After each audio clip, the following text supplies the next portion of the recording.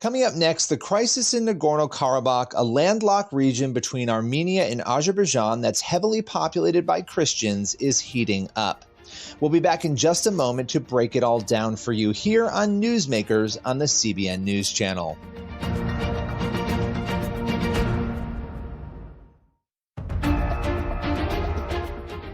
Welcome back to Newsmakers on the CBN News Channel. Our next segment explores a situation that has some critics warning there could be an impending genocide.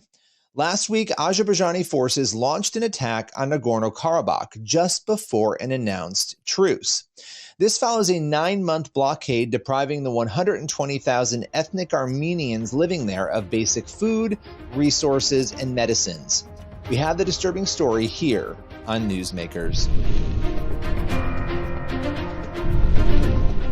Videos and images showing thousands of ethnic Armenians trying to flee Nagorno-Karabakh have shocked human rights activists. This is a recipe for mass atrocities. Joel Veldkamp of Christian Solidarity International fears the worst is yet to come for the people living in the landlocked region between Armenia and Azerbaijan. Earlier this week, Azerbaijani forces launched an attack just before an announced truce. Uncertainty still abounds, however. This is being widely reported as a ceasefire. Many journalists, many observers seem to think that this means that the fighting is over, the violence is over, the danger is over.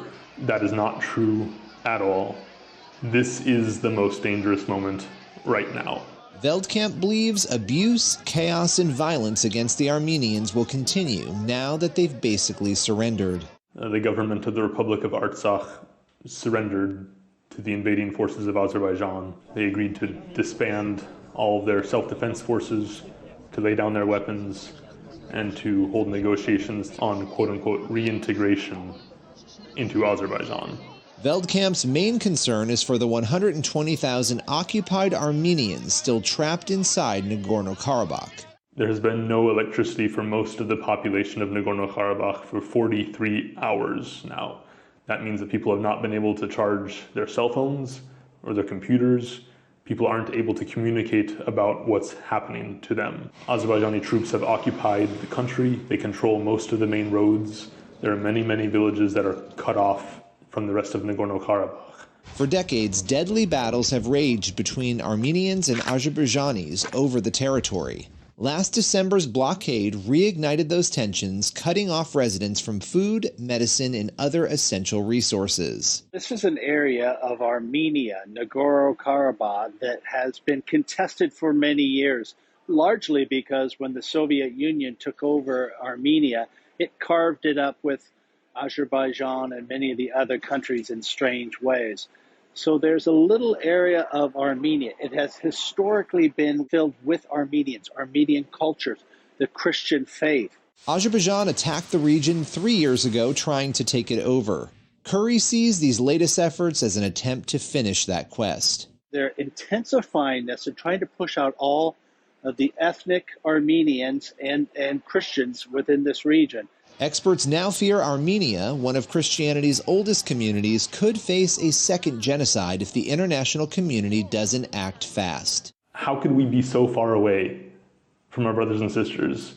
How can we be so ignorant about the first Christian nation, about the first nation in the 20th century to experience a real genocide? What is wrong with us? Veldkamp is encouraging Christians worldwide to pray and call on Western leaders to intervene and save Armenian lives. Billy Hollowell, CBN News. Be sure to be in prayer for the people of Nagorno-Karabakh. We want to be praying for peaceful resolution, and really for those who are in desperate need. Everything has been appended, their homes, their families. They haven't had medicine or food really fully since last December. And so we pray for them. And keep in mind, this is a quick moving situation. If you want to stay on top of it, head over to CBN News. Check out all of the stories there to see what is happening there.